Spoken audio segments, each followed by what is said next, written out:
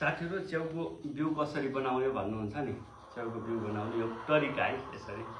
अब गहुँ त यस्तो हुन्छ पहिलो जस्तो अलि सेतो कसरी हुन्छ भन्नुहुन्छ। सेतो त हाल्ने हो गरे यतारी यसरी ट्याक्क मिलाएर यसरी ट्याक्क मिलाएर कहाँ न त त्यसै हुन्छ जस्तो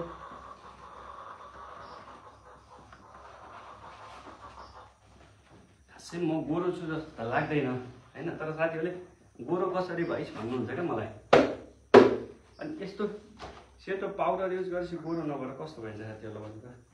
यस्तो पुरै सेतो पाउडर युज गर्ने त्यही भएर गोरो भइस् भन्दाखेरि तपाईहरुलाई नि यस्तै गहुँ गोरो बन्न छ भने आउनुस् है। यसरी सलक्क सेतोमा काम गर्ने हैन। अनि यसलाई चलक्क लाएर यहाँ गाला डलेभित्र सेतो भइन्छ। यति हो बुझ्नुपर्ने कुरा साथीहरु तपाईहरु। हामीले यसरी चाहिँ मेहनत चाहिँ अलिअलि जे होस् मेहनत चाहिँ गर्नुपर्छ जस्तो लाग्छ। न त गाह्रै छ है। अब यो भिडियो बनाउनलाई यति काम गरेको हो मैले जस्तो। तर यो बिग्रिन सक्छ। काम बिग्रियो भने मैले गाली खान्छु। किनभने यो भिडियो बनाउनलाई मैले काम गरेको भनेर भन्ने साथीहरु पनि भेटिनुहुन्छ अहिले।